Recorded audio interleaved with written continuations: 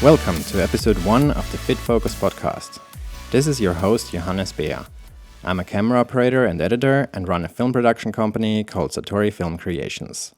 We help brands in sustainability, wellness, health, and fitness to create better video content by managing whole productions or by streamlining video editing workflows.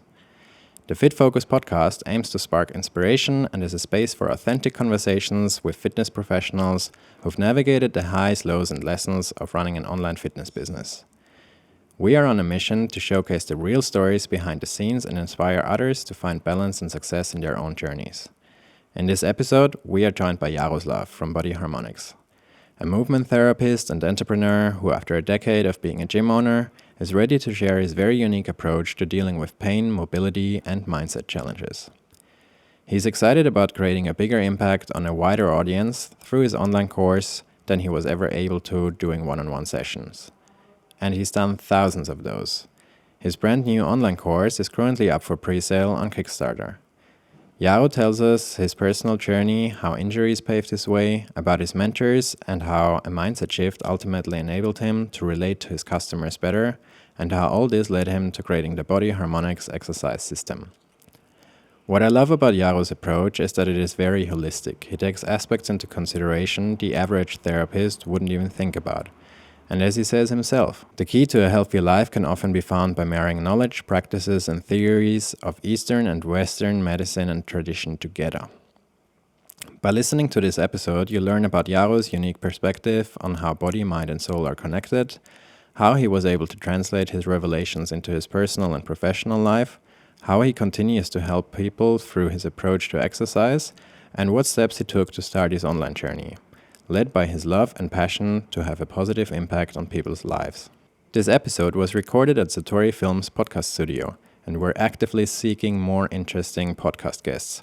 So if you think your story or somebody you know fits our themes, please feel free to apply. There is a link in the description. If these topics are of interest to you, please subscribe to our YouTube channel and consider following our Facebook and Instagram. And if Jaro's journey or course are of interest to you, you will find all these links as well as a few of Jaro's book recommendations below. Now let's dive right into my conversation with Jaro. Enjoy! Welcome to the first episode of Fit Focus. I'm really happy that you jumped on. You've got a quite interesting story. Why don't you start with introducing yourself and tell us a bit more about your journey. Thank you for having me, and I'm glad that I can be the part of this for you. And I wish you to be growing as much as I want this to be, for me, a growing kind of opportunity here. So my name is Jaro, and I'm a personal trainer, massage therapist, calling myself movement therapist sometimes. It's really hard to sometimes find names for something which is meant to be out of the box. Because people like to give labels to almost anything they encounter. And that is okay, that is good, because in a way they are trying to find solutions for themselves. Mm-hmm. So most people come to me because they are in pain. Yeah. And then I help them to feel better and outline a way out of that cycle of pain. Yeah, and that kind of started with a quite interesting journey with pain that you've experienced yourself. So yes, can you tell us a correct. bit more about where that started for you? Yeah, so it was about 10 years ago when I really badly hurt my back, which was not the first wake-up call, but the first one I actually paid a lot of attention to. I was always into sports since I was very young. When I was 10, I started with Greco-Roman wrestling, and I did that for 9 years, and I achieved some targets, but I became a champion of my country, the Czech Republic. That's where I am from, and but something always held me back. and that was the injuries. So I got like a chronic fatigue syndrome and injured knees, injured shoulder, and things just kept piling up.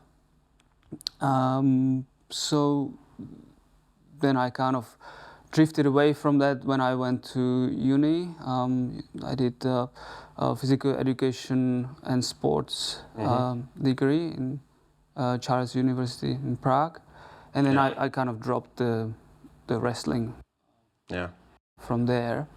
But I really drew my experiences and my strength, my mobility, because we had to learn. I like to be really mobile and almost like acrobatics. Yeah. Lots of gymnastics and strength together. So I was drawing all of that and into my further studies of movement, which I had to get familiar with many different sports, because I don't know how it is now, but back then the degree was about, the school was about learning all different sports and becoming very knowledgeable about them, and not only about rules, but also being able to practice them. Yeah. So it was from athletics through gymnastics, swimming, games, ball games. Yeah. All ball games, skiing, rock climbing, scuba diving. So I collected lots of certificates and lots of things. Yeah, right. On my path, I became instructor for like 10 different things, sports and then but I kept going in a kind of way, enjoying sport and not really knowing why I'm being stopped somehow. My body, it's just the body. I wasn't really questioning it. It just kept going. Sometimes I was just sad because it was happening. Like I had to have a surgery on my knee, meniscus, when I was like 21. How long did that journey take you to heal that? Yeah, well, I could not bend after the surgery. I could not bend my knee for like more than like almost like a year. I could not bend it properly. I did not have mobility, and then mobility did not come until much later anyway, until I really focused it. But still, my mind was into movement, and I did not really analyze anything. I just kept moving. And this is what waiting up until you're healed, and and then again something happened, and then healed, something happened again, and this is kind of the story of many people, today's people. Yeah, they just do stuff, and it's very cute. I consider it very cute, but it's also very it's out of reality, because it brings them pain, but which may be a reality too. Maybe that's the journey of awakening the mind. I have kind of understood that it is mostly painful to awaken the mind, to bring bring something which I would like to talk about as well, which is the awareness. But then I had an eardrum injury when I was 25. I got into a fight. And then it was right on my 25th birthday. And then basically it got so damaged that there was no eardrum whatsoever. Wow. It was gone. They in a hospital, they told me there's no eardrum. They could not see it. So they said that I would have to have like a plastic surgery, put artificial tube with artificial eardrum into it, and I was a very passionate scuba diver back then. That's what I was just going to ask. Was that the scuba diving injury? Yes, but it doesn't seem like it. Yeah. I couldn't do any scuba diving. So I got like really. It was a big wake-up call. Yeah. But then I encountered something which was so amazing. But back then I did not really pay a lot of attention to the miracle which happened. And it was that I met with a guy who started healing this, helping me to heal.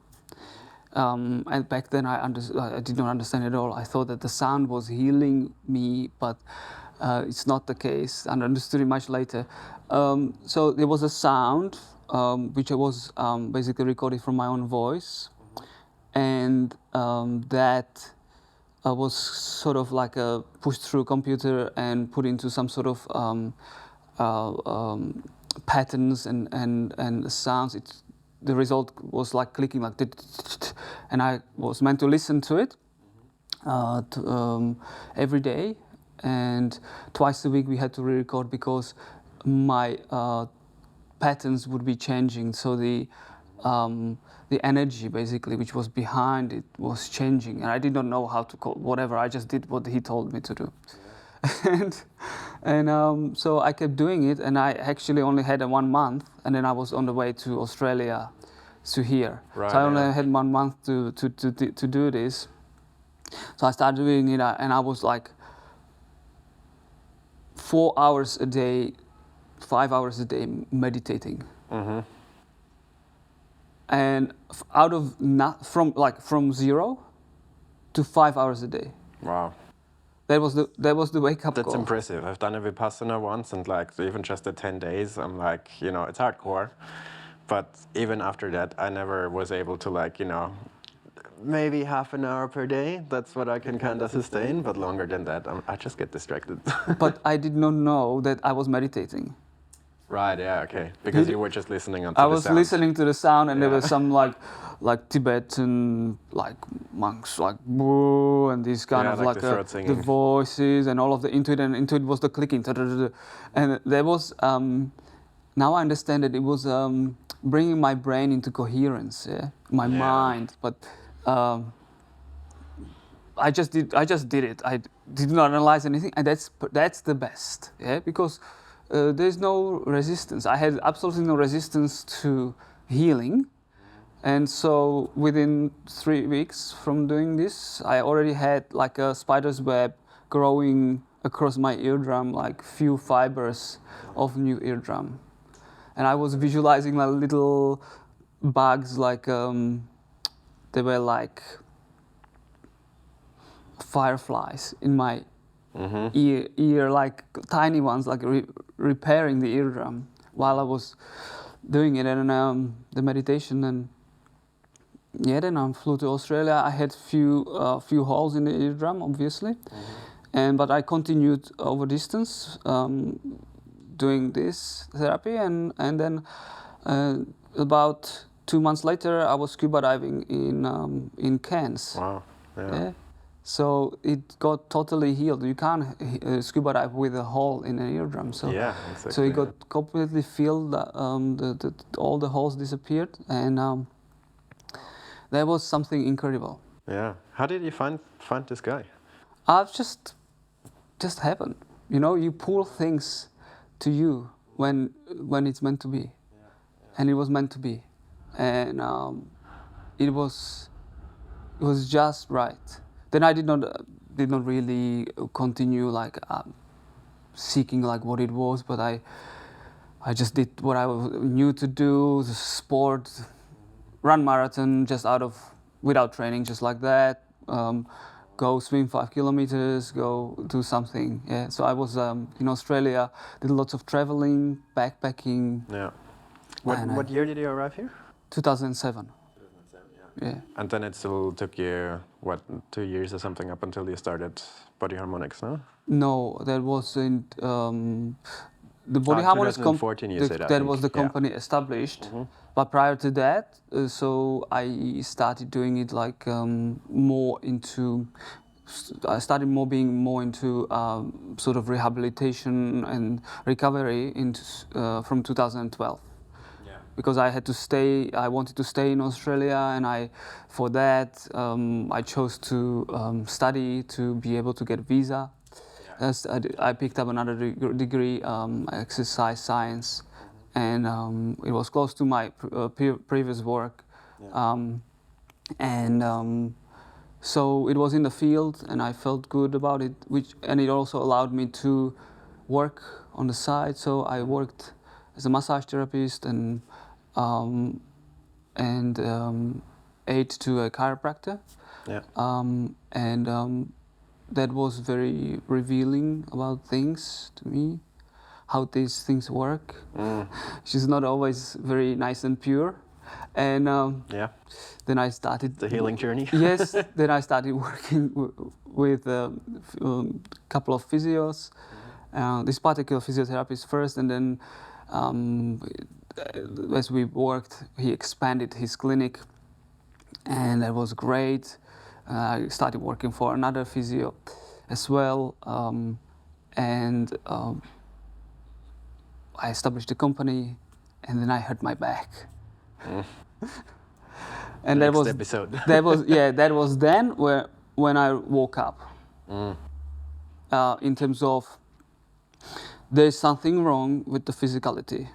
Yeah. I still didn't wake up with my awareness about mind, how much it connects to the physicality. That was a bit later. Yeah. But the physicality that I started understanding, like, because the physios could not help me. Yeah. And I had access to more than 10 physios. And chiropractic did not help either. That was even worse. I did like some courses, became an instructor in Pilates and other things. Yeah. Just did not work. The pain just kept crawling over me and clouding my mind. And so slowly, a friend introduced me to a different style of exercising, and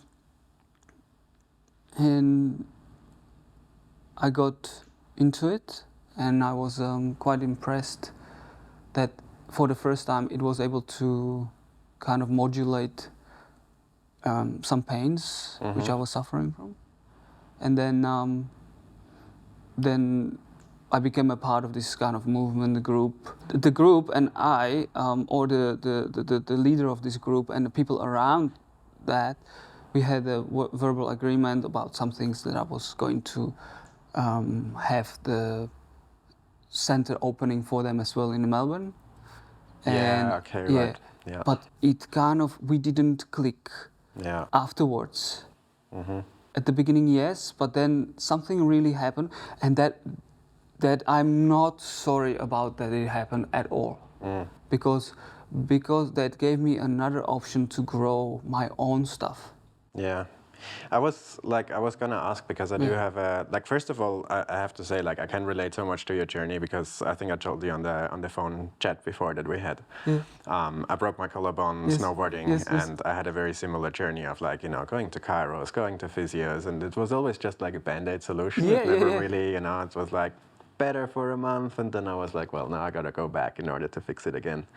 And then I finally met a physio who spent a lot of time in Asia and learned a lot about Chinese medicine and about Tai Chi, and he had a very interesting way of doing sessions, because he was just looking at you for a good half hour, just looking at your posture, just small little touches were like, maybe your shoulder should be like here, and that was all. And then he actually took time to show me exercises, exactly what kind of exercises I need to do in order to train exactly muscle groups that I need to train, since the bone didn't heal well and it's deformed. Yes. And he was an acupuncturist as well, so he would show me the exercises and then do acupuncture to take the inflammation out of the body. Yes. And it changed my life, because I, after years of struggling with that, finally I knew what to do. So as soon as it started hurting, I was like, okay, I know now, how I can actually fix that. And he was also one of the first physios that I saw that actually looked at me and was like, what else is happening in your life? Is there anything that, might be, mentally going on? And I'm like, oh yeah, journey with depression is kind of happening. I was like, yeah, no wonder that your shoulders are going to the front, That's kind of the depression thing, that's what it's doing, Absolutely. But yeah, that kind of that's why your journey kind of really resonated with me, because it seems very much like, with the guy that you met back home, and then what you've experienced here, that kind of was a bit of a pivotal point for you of developing your own practices. Yes. So absolutely, connecting the Eastern and Western, there is the way, because And I did not know this. I just created some system, and then later I started like, oh, it's got the parts from this modality, and that. It's like Kung Fu. It's like Tai Chi here and there, but not all of it, of course. Yeah. Just some fragments, some facets, and that. It is yoga here and that. Well, yes, because what I have discovered for myself and my clients, and I'm not the person who's discovered the whole thing. I'm doing basically something which has already existed, but there is this Jaros approach. Yeah, it's like curating from all the yes, different yes, modalities. it's my approach. Yeah. Now, so there is something which links the mental with the physical. And I still did not have that even after I injured my back and I started being physical, and it was very helpful to learn about, because I studied biomechanics, so it was easier for me to see where the problems are. So I do, like, for my clients, biomechanical analysis, I call it, posture and movement assessment. And it's a biomechanical analysis of movement and posture in static and dynamic situations. And so what that helped me to see where I had difficulties in my own posture and structure. And then I started immediately applying that on my clients as well. So they were kind of like my test subjects. After me, I was the first one, and it felt good if I was able to modulate my pain, because my pain was like everywhere. Mostly back of my left leg, but otherwise it was everywhere. And then I was able to modulate that. When I was able to modulate this, I pushed it onto them. If they improved and were having good results with this, then I kind of like, that's a part of the system. And I kept adding like stuff, and I kept doing things, but I wasn't doing things with my mind much, like in terms of emotions, that I realized later. That was a few years ago, and this system, I've just built it up, like a house of cards or something, and then I put it under like kind of like a stress, mental stress, my mind stress. So if it can withstand this and this situation and that situation, and then it shook it, and it kind of like just level, and then I kind of like rebuilt it, like stacked the blocks again or whatever, the cards, and this way I was crystallizing, like purifying the system. And so the last time I did that, it was because I added a facet of emotions to it. So how the emotions are like so important, and how they govern. It's like we speaking, that's a language, but emotions are language of such a depth. Yeah. It's got so much data that it cannot be normally comprehended. It cannot be described. It can be only felt. Yeah. And the feeling has an effect on the whole body. It's incredible. You can release pains with it. You can dissolve it within a matter of seconds. If you find a proper access to persons. Like a right practitioner, basically. Yeah. If you find that proper key, you just release it like within seconds.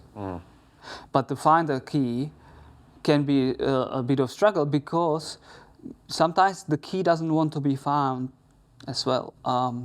So that's a journey of itself. So the person is actually having resistances to improvement, and the person is meant to be on a journey of self-discovery through this. So that's what I offer. It's a journey of self-discovery to discover awareness through movement and mind, and how to become an emotional being again, and how to use emotions, because emotions are making us human. Humans are meant to have emotions. So if I was just like this and just meditating and then kind of pushing my emotions, like, so I don't want to be angry, but the anger was there and I kept pushing it away, rejecting it, it would get me. Yeah. It would somehow do something. It would manifest into physicality, and then it would get me.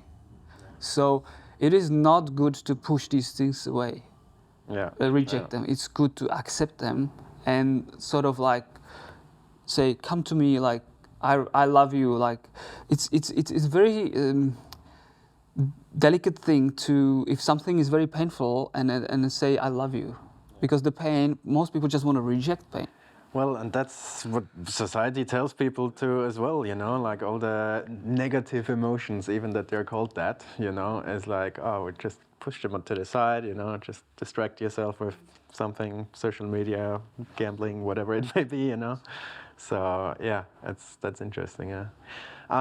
Tell me a bit more about like your journey as an entrepreneur. Like, you know, you started the gym, and what kind of happened in, like, it's been what, we're in 2025 probably when this is published, so it's been 9 years almost. Yeah. So when I opened the I first worked in Gold Coast. Then I moved down here to Melbourne. In Gold Coast I was somehow restricted in ways of expression, so I could not fully express myself because the people I was working with would not let me express myself fully. But then I came down here to Melbourne, and I opened my studio. Yeah. And that was so big. It brought me so much stress. I can imagine. Yeah. I was so stressed.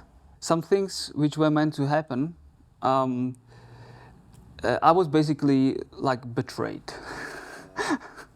And so I had to go through the emotions of feeling betrayed, and as well rejected to some point. And I had to find a way how to also stabilize my business. Because of this, I kind of like got a loan for that, which is a big loan, and suddenly these things just started collapsing on me. Yeah, and I think that's a journey that probably a lot of entrepreneurs in any field experience, you know, because that is kind of the journey of running your own business. You will at some point for sure, you know, face some challenges, and I think, you know, if like the approach that you've created is probably something also quite helpful for the business side of things, you know, because that also goes hand in hand with what's your emotional state, what's your mental state, and how do you actually deal with a setback, you know? So yeah. I'd love to hear how, you know, how you dealt with the challenges of that. So I would not like to be possibly treated by somebody or helped by someone who does not have that experience for himself or herself. You know, like I was meant to go through these things so I can help others. Yeah. So first I just could not, you know, the movement issues, so injuries and stuff like that. So I had to experience it. And then things like the emotional problems and things everything was collapsing on me, and being in depression, and that all like kind of like I had to go through it so I can understand it and understand the principles to be able to help others. Yeah, it's that relating part, you know, you gotta be able to relate, and if you've never been through any challenging times, it's pretty hard to relate to other people that go through challenges. Yes. So it made me more be able to relate and to be compassionate. So prior to that, I was kind of like more or less arrogant as well, because I did not understand fully the depth of the problem. But then this purifying the character was understanding more and more that, some people can get trapped into it. Maybe seems simple, but when you go really into depth of the things, like addictions, for example, then it can get really complex, because those people are just are bombarded and with their own mind so hard, and it has to be, and then the physiological body as well. The physical body is also throwing some tantrums then, so it has to be done through understanding the pain they are experiencing. Yeah. Do you have like actionable advice for somebody, maybe may that be a journey with pain, but also may that be a journey with, running your own business and dealing with the stress of it, and, trying to create a better work-life balance in that regard? So nothing in the world is happening without a reason. Everything, there is a reason for everything. And that I don't mean that the reason is because somebody did not do something and as a consequence of that is that. No, there is a higher meaning. There's like a big clockwork like at play. And we do not know what the purpose of what we are experiencing is on a greater scale, because we are just like looking at something like this, and we are just like, what is that? I don't know what it is. I really don't know what it is. And then people are beating their bodies and minds over it. Yeah. But what it needs is distance. Yeah. And just observe the things from a perspective. Yeah. And then, when there's a perspective, people may start feeling into it, what it is really that the journey is about, what the problems are about, what it is bringing to them. Now, generally speaking, it is everything supposed to better them. Yeah. Everything is done for us, for our good, to be better people and evolve. Yeah, it's kind of that shifts, like that was something that was really kind of instrumental for me as well, just to shift that question of like, why is this happening to me, to the question of what can I learn from this, because why is it happening, like in the end it's always it's always a lesson. Everything is a lesson in the end. So that is my major message to people, like about this, what they can take from this. Yeah. And like, is there anything specific that you've done, like especially in, let's keep it with the business side of things, for example, like was there something that helped you sort of gain that perspective and that distance to like look at your life and look at your business in that way?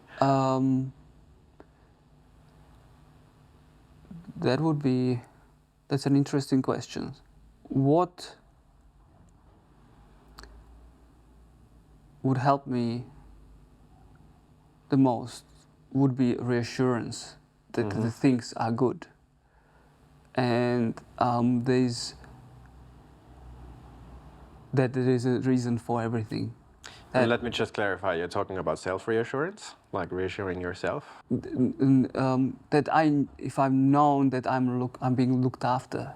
Yeah. And we are all being looked after. And there's a higher power which is looking after us. Some people call it chi, ki, whatever, prana. Yeah. The creative force.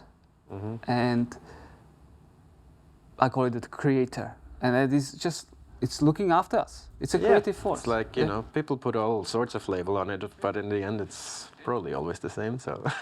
Yeah. Yeah. So that, but in terms of my stuff, what I what I try to give people when they come and they're all in pain, it has to have some, because this is all abstract, you know, you can tell people it's all right, everything, you know, you're gonna find your ways in the proper time. Okay, just give me something tangible. Exactly, yeah. Give me so, yes, improve your posture, you know, improve the way how you process food, improve your relationships, how you talk to others and how you deal with your own emotions. And that will do it. Yeah. Yeah, that's great. Tell me a bit more about what brought you kind of to, you know, having the idea of wanting to bring what you're doing online. Like, what was the motivation behind that? Yes. So I worked in hiding, sort of my place, my gym, like a mycelium underground, just spreading all of this, spreading the mycelium, trying new stuff, covering more and more wider area. That's why what I do is it's holistic. It's very really wide. broad, Yeah, it's very broad. Yeah. So the mycelium spreading everywhere, and great success. I've done more than 10,000 sessions. Yeah, wow. Yeah, this system.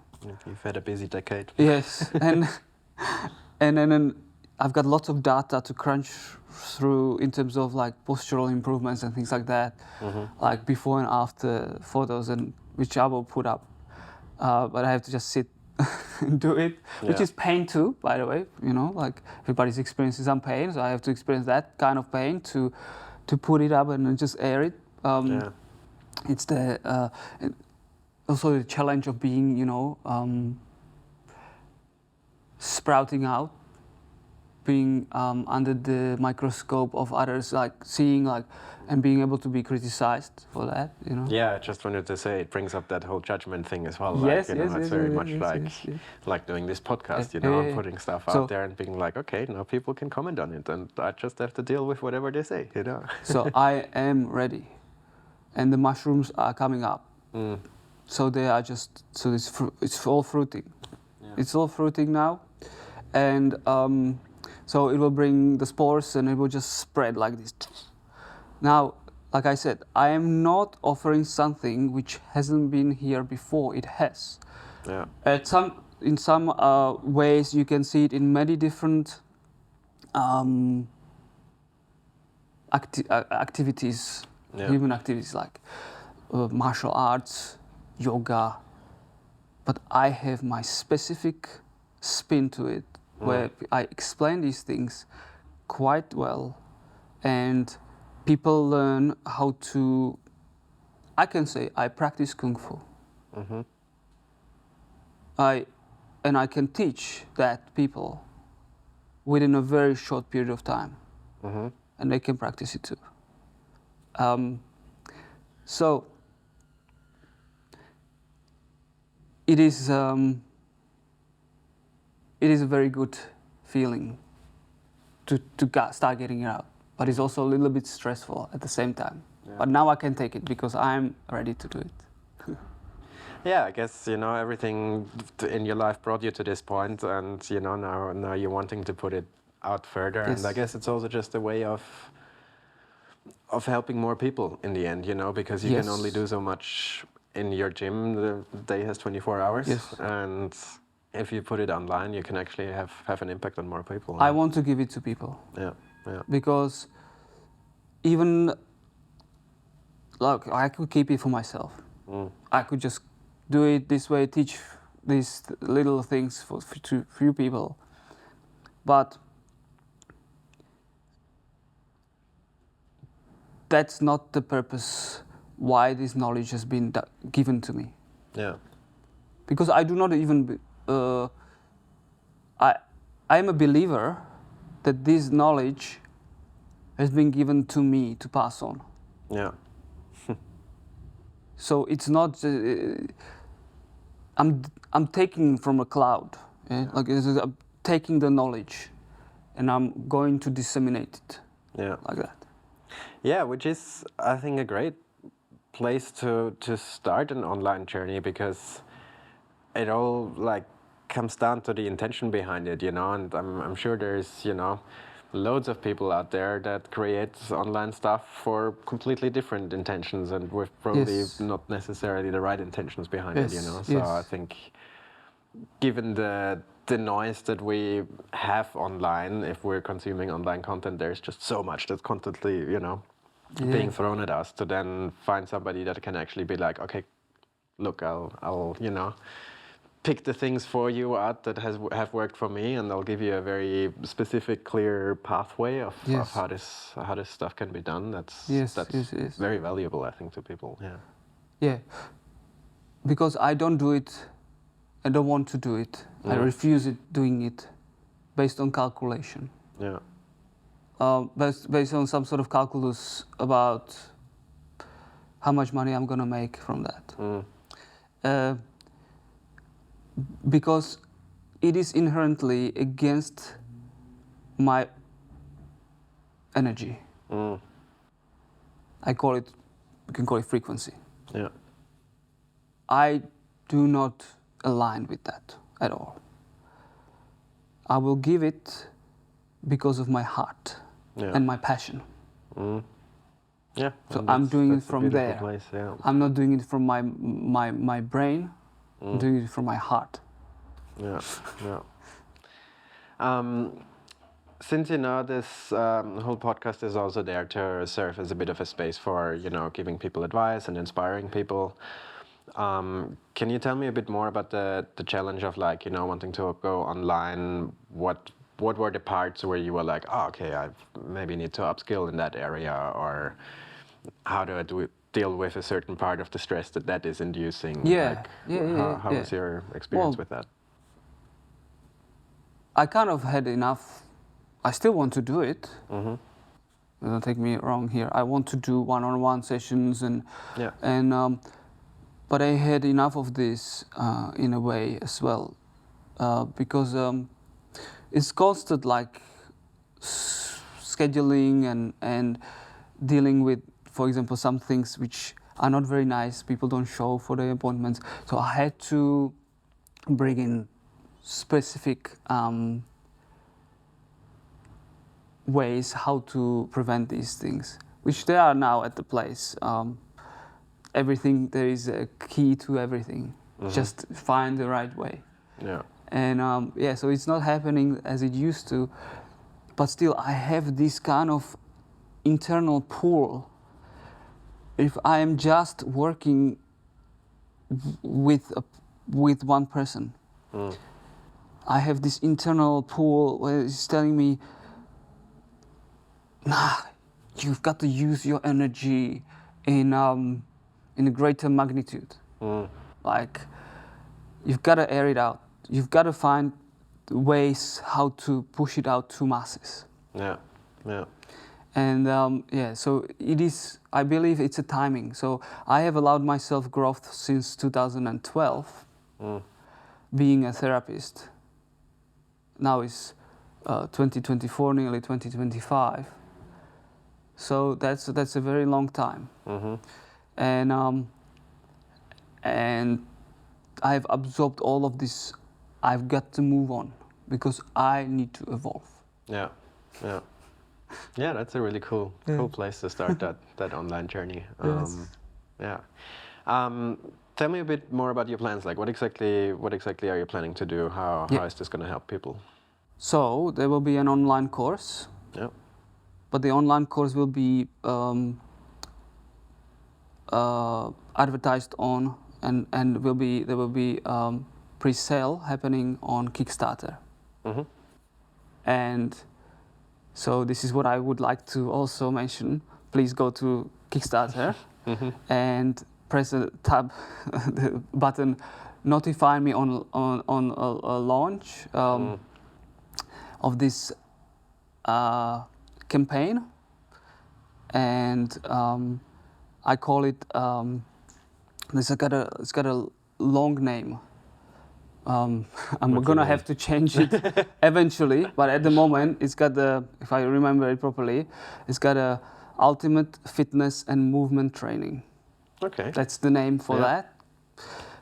Now I am not 100% sure what I'm gonna call it in a shorter version. Yeah. But at the moment it's called that. Yeah. Working title. Yeah. So if people could go there and click the notify me button, and when it's all up, then they could become a backer and back this campaign, and they can buy this stuff for the course for a very significantly reduced price. What is going to be then is going to be up for retail. Mm-hmm. Yeah, so that is the first thing. So that's the starting point, the Kickstarter. Yeah. So that first the campaign, and after that, probably within less than a year, it will be like all written in that campaign. Mm-hmm. Will be the sharp version of the course coming out. Yeah, and that's gonna be on a homepage where people can basically buy the course, log in, have access to it. On the website and on my website, BodyHarmonix.com.au. Great, I just wanted to ask you, we'll put them on screen as well. Yeah, thank you. We'll give some links. Yeah, fantastic. When, do you have a date in mind when you're gonna publish the Kickstarter campaign? Yeah, so I need and I want traction on social media. Yeah. So I'm going to do some good marketing. Yeah. And I'm gonna gain traction. Once the traction is happening, then I will launch it. I'm hoping I can get the traction within 3 months. Mm-hmm. So what are your kind of benchmarks? Kind of what is good traction for you? How do you define that? I want at least 50 people to press on the button notify me before launch on that Kickstarter. Yeah. When there's 50 people waiting for it, I will start doing the campaign. Okay. Yeah. Well, 50 people doesn't sound like a very hard to achieve No, goal. it's already 33 now. Oh, so great! Congratulations. So thank you. Well, hopefully we'll get some people from this as well to notify. That would so be fantastic. that is it. It's happening. Yeah.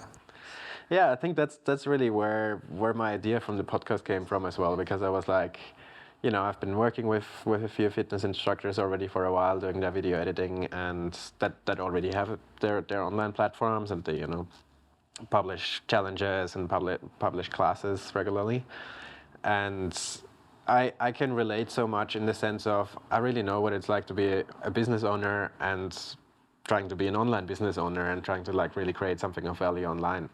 And that's where I came up with the podcast idea, because I was like, okay, rather than just talking to the people that I'm working with already, it would actually be really interesting to just create value for people that are on that journey, and it creates value for me because I'm understanding my clients a lot better just by having this conversation already, It's a great idea. So yeah, that's kind of where the whole thing started. Yeah. Cool. That is really great. I'm just gonna check the time because we don't have a lot of time left. Let me check my questions. What I have left out. Yeah, I think an aspect of it that might be quite interesting as well is sort of the technical challenges. Like, have you had much experience, filming for a course before, or was that something that was completely new to you?